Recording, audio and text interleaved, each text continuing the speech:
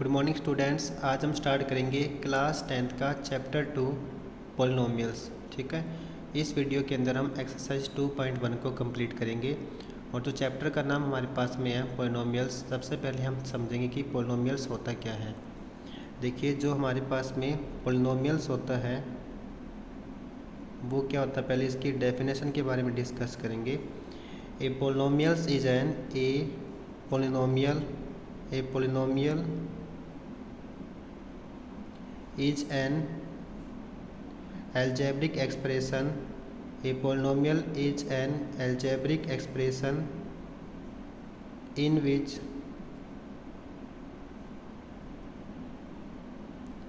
one, two and more terms। तो क्या होता है इसके अंदर, a polynomials is an algebraic expression in which 1, 2 and more terms, जिसके अंदर 1, 2 या 2 से ज़्यादा क्या होती हैं, टर्म्स होती हैं, उसको बोलते हैं हम पोलिनोमियल्स। अब इसके अंदर बात की थी हमने एल्जेब्रिक की। अब एल्जेब्रिक क्या होता है इसके अंदर, एल्जेब्रिक हमारे पास में वो होता है जिसके अंदर वेरिएबल्स आते हैं और साथ में क्या आएंगे, इसके अंदर कांस्टेंट नंबर आएंगे। क्या आएंगे, वेरिएबल्स आते हैं और साथ में क्या आएंगे, कॉन्स्टेंट्स नंबर आएंगे। अब वेरिएबल्स क्या होते हैं इसके अंदर, जितने हमारे पास में अल्फ़ाबेट होते हैं, यानी कि जो एक्स, वाई, जेड, ए, बी, सी, जो भी हमारे पास में अल्फ़ाबेट्स है वो सारे क्या होते हैं हमारे पास में वेरिएबल्स होते हैं। सेकंड हम बात करेंगे कॉन्स्टेंट की। जितने हमारे पास में नंबर्स होते हैं, जैसे मान लो 1, 2, 3, जितने नंबर्स होते हैं वो सारे क्या होते हैं, कांस्टेंट होते हैं। अब इसकी डेफिनेशन क्या होती है वेरिएबल्स की। वेरिएबल्स के अंदर क्या होता है कि इनकी वैल्यू क्या होती है, चेंज हो जाएंगी, यानी कि वेरिएबल्स फिक्स नहीं रहते। और जो हमारे पास में कांस्टेंट होती है वो क्या रहती है बेटा, फिक्स रहते हैं। जैसे एग्जांपल ले सकते हैं यहाँ से एक, x = y प्लस में 6। जब मैं यहाँ से y को 1 पुट करता हूँ इसके अंदर, y जब 1 पुट करते हैं तो x कितना आएगा, यहाँ से 1 प्लस में 6 यानी कि कितना आएगा, 7 आएगा। और जब हम y को क्या पुट करते हैं, 2 पुट करते हैं, तो यहाँ से x कितना आएगा, x = 2 प्लस के 6 यानी कि कितना आएगा, 8 आएगा। अब जैसे ध्यान से देखें तो यहाँ पे क्या हो रहा है इसके अंदर, y को जब हमने 1 पुट किया, यानी जब y में हमने चेंज किया तो x के वैल्यू में चेंज कितना आया, 7। और जब हमने y को 2 पुट किया, जब y में हमने 2 चेंज किया तो x में कितना आया, हमारे पास में 8 आ गया। यानी कि वेरिएबल्स क्या होते हैं हमारे पास में, चेंज हो जाएंगे। लेकिन अगर हम बात करें कांस्टेंट नंबर की, तो यहाँ पे कांस्टेंट नंबर 6 था, तो यहाँ पे भी 6 था और यहाँ पे भी कितना है, 6 है। यानी कि कांस्टेंट नंबर हमेशा क्या रहता है, फिक्स रहता है और वेरिएबल्स में क्या आती हैं, चेंज आते हैं। तो इनको बोलते हैं वेरिएबल्स और कांस्टेंट नंबर। सेकंड हम बात करेंगे कि पॉलिनोमियल्स के अंदर इसके टाइप होते हैं कुछ। तो इसके हमारे पास में 3 टाइप्स होते हैं। सबसे पहले होते हैं हमारे पास में मोनोमियल। ठीक है, तो सबसे पहला टाइप होता है हमारे पास में टाइप ऑफ पॉलिनोमियल के टाइप की बात करेंगे इसके अंदर हम। सबसे पहला होता है हमारे पास में मोनोमियल। मोनोमियल क्या होता है इसमें, जिस पॉलिनोमियल्स के अंदर नंबर ऑफ टर्म कितनी हो, 1 हो, जिसके अंदर नंबर ऑफ टर्म कितनी हो, 1 हो, उसको बोलते हैं हम मोनोमियल। अब मोनोमियल के अंदर नंबर टर्म 1 क्या होती है, देखो बेटा इसमें, जैसे मान लो आपके पास में 4x दे रखा आपको, तो इसमें 4x के अंदर नंबर ऑफ टर्म कितनी है, इसके अंदर 1 है, तो इसको बोलेंगे हम मोनोमियल। ठीक है, जैसे मान लो आपके पास में 100x दे रखा आपको, तो इसमें नंबर ऑफ टर्म कितनी है, 1 है, तो इसको बोलेंगे मोनोमियल। अब नंबर ऑफ टर्म की पहचान कैसे करोगे आप, जितने भी इसके अंदर साइन आते हैं, जैसे प्लस का, माइनस का, जो भी साइन इसके अंदर आता है, अब इसके अंदर प्लस का साइन दे रखा 1 आपको, तो इसके अंदर नंबर ऑफ टर्म कितनी है, 1 है। ऐसे इसमें भी हमारे पास में प्लस का साइन 1 ही है, तो इसके अंदर भी नंबर ऑफ टर्म कितनी है, 1 है। ठीक है, सेकंड इसका जो टाइप होता है उसको बोलते हैं बाइनोमियल। बाइनोमियल क्या होता है इसके अंदर, जिसके अंदर नंबर टर्म कितनी हो जाएगी, 2 हो जाएगी, जिसमें नंबर ऑफ टर्म कितनी आएगी बेटा, 2 आएगी। नंबर ऑफ टर्म = कितनी आएगी, 2। जैसे एग्जांपल लेके चलते, कोई x + y ये आपको दे रखा है, अब इसके अंदर हमारे पास में नंबर ऑफ टर्म कितनी है, 2 है, तो इसको बोलेंगे बाइनोमियल।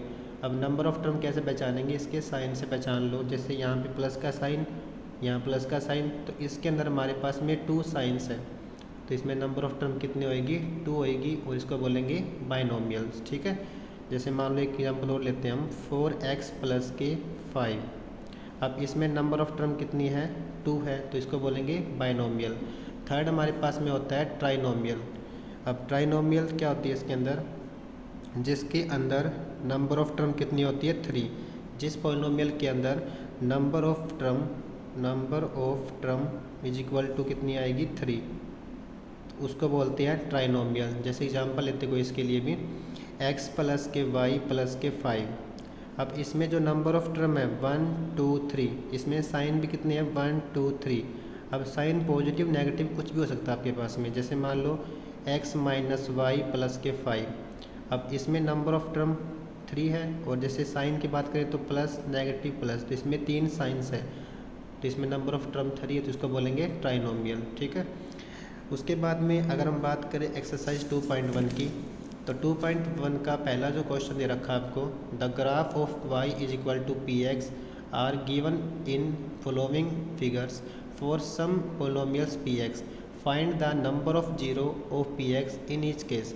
हमें क्या करना है इस ग्राफ की हेल्प से, नंबर ऑफ़ जीरो फाइंड करना है एक्स के लिए। या तो नंबर ऑफ़ जीरो बोल दें या फिर उसके रूट्स बोल दें, हमेशा वो क्या होते हैं, एक्स ही होते हैं। आपको एक्स फाइंड करना है।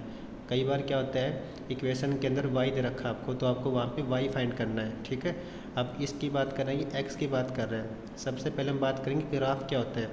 ग्राफ हमारे पास में क्या होता है, पहले हम वो डिस्कस करेंगे। ग्राफ में हमारे पास में 2 एक्सिस होती है, एक होती है हमारे पास में x एक्सिस और एक होती है हमारे पास में y एक्सिस। अब इस साइड क्या होती है बेटा, सारे पॉजिटिव नंबर्स आएंगे, यानी कि 1 2 3 अप टू सोन, और लेफ्ट साइड में क्या आएंगे, सारे नेगेटिव नंबर्स आएंगे, -1 -2, इसको बोलते हैं एक्स डैश एक्सिस। और यहाँ पे क्या आएंगे हमारे पास में y एक्सिस, यानी कि यहाँ पे सारे क्या आएंगे, पॉजिटिव नंबर्स आएंगे 1 2 3, और नीचे क्या होता है हमारे पास में y डैश एक्सिस, यहाँ पे सारे क्या आएंगे, नेगेटिव नंबर्स आएंगे। ठीक है, और x एक्सिस को हम बोलते हैं अब्सीसा, और y जो एक्सिस होती है उसको बोलते हैं ऑर्डिनेट, और जहाँ पे y एक्सिस और x एक्सिस मीट करते हैं पॉइंट, इसको बोलते हैं हम ओरिजिन पॉइंट, इसको बोलेंगे ओरिजिन पॉइंट। और ओरिजिन पॉइंट क्या होता है, हमेशा x भी 0 होता है और y भी 0 होता है। यहाँ पे जो भी हमारे पास में कोऑर्डिनेट होते हैं वो हमेशा क्या होते हैं, x और y की फॉर्म में होते हैं। पहले हमेशा क्या आता है, x का पॉइंट आता है, उसके बाद में क्या आता है, y का पॉइंट आता है। ठीक है, तो ये हमारे पास में ग्राफ होता है। अब क्वेश्चन पे आ जाते हैं फिर से। हमें निकालना है कि find the number of zero of p x, हमें x के जीरो फाइंड करने हैं। इसका मतलब ये है कि ग्राफ के अंदर जो ग्राफ हमने प्लॉट किया है, जितनी बार भी वो x को कट करेगा उतने ही उसके अंदर x के जीरो आएंगे। ठीक है, अगर y के लिए पूछता तो फिर ग्राफ जितनी बार y को कट करेगा उतने ही उसके नंबर ऑफ़ जीरो आएंगे। तो x की बात करते हैं। देखो पहले में, अब जो ग्राफ हमने यहाँ से प्लॉट किया है तो ये x एक्सिस को कहीं पे भी कट नहीं कर रहा। ठीक है ना, x एक्सिस हमारे पास में ये दे रखी है, तो x पे ये कहीं पे कट नहीं कर रहा है इसको, तो इसमें नंबर ऑफ़ जीरो कितने आएंगे, x के लिए 0 आएगा। सेकंड की अगर हम बात करें तो जो ग्राफ हमने प्लॉट किया है इसके अंदर, ये x एक्सिस को 1 पॉइंट पे कट कर रहा है, तो इसके अंदर नंबर ऑफ़ जीरो कितने आएंगे, 1 आएंगे। उसके बाद तो थर्ड पार्ट हमारे पास में जो ग्राफ हमने प्लॉट किया है इसके अंदर, वो x एक्सिस को 1 2 3 पॉइंट पे कट करेगा, तो इसके अंदर नंबर ऑफ़ जीरो कितने आएंगे, 3 आएंगे x के लिए। एंड फोर्थ पार्ट के अंदर जो ग्राफ हमने प्लॉट किया है इसके अंदर, वो x एक्सिस को 2 पॉइंट पे कट करेगा, तो इसके अंदर नंबर ऑफ़ जीरो कितने आएंगे, 2 आएंगे। एंड तो लास्ट हमारे पास में सेकेंड लास्ट जो हमारे पास में दे रखा है, उसके अंदर जो ग्राफ हमने प्लॉट किया है वो x एक्सिस को 1 2 3 4 पॉइंट पे कट करेगा, तो इसके अंदर नंबर ऑफ़ जीरो कितने आएंगे, 4 आएंगे। एंड लास्ट हमारे पास में है सिक्स्थ पार्ट, उसके अंदर जो ग्राफ हमने प्लॉट किया है वो 1 2 3 पॉइंट पे कट करेगा, तो इसके अंदर नंबर ऑफ़ जीरो कितने आएंगे, x के लिए 3 आएंगे।